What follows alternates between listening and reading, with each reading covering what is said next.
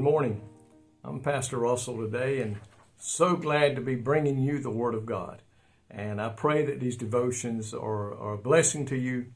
I pray they're an encouragement to those who know the Lord as their Savior, and maybe to those who don't know Him, it'll be an encouragement for you to surrender to Him and let Him be a part of your life. And I guarantee you, it'll be a great thing in the Lord, and you'll be excited about God if you'll just let Him have control.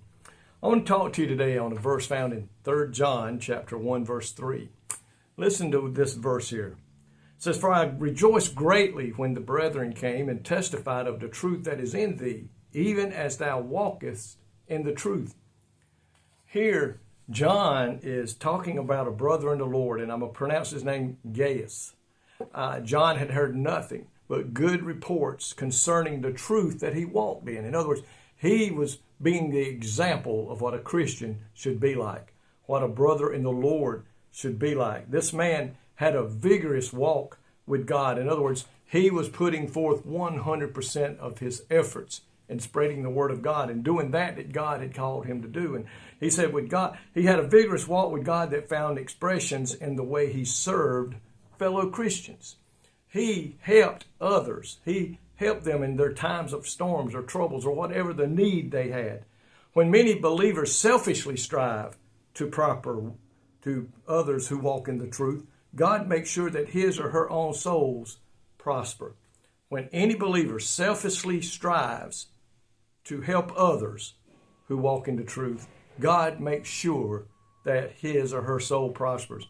So today, we need to ask ourselves, are we walking in truth?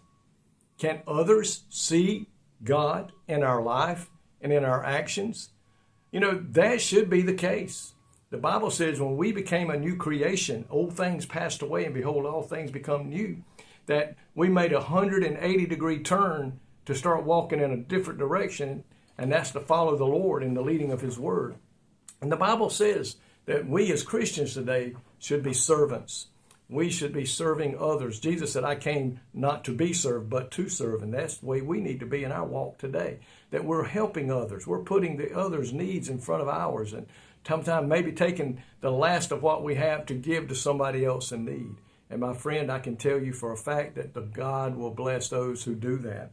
It says here, it is said that he not only walked in the truth, but reached out with it by even opening up his homes and meeting the needs of others.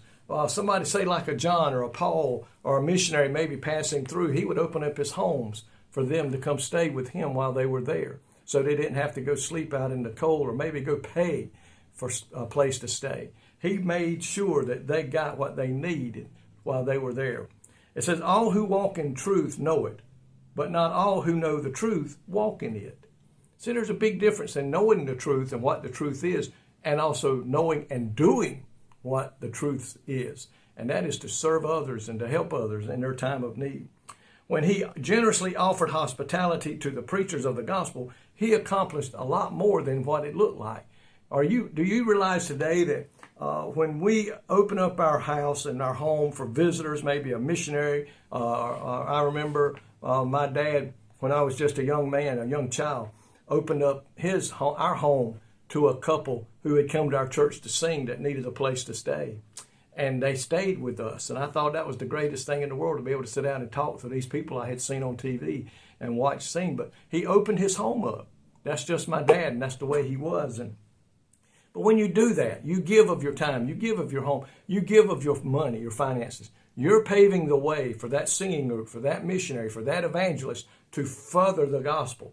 It might be just in the local area. It might be around the world. But when you do that, and those people who are diligently working in the fields, and they lead somebody to the Lord, you know what? You had a hand in it. And God's going to bless you for what they accomplished because of what you gave them. Think about that today.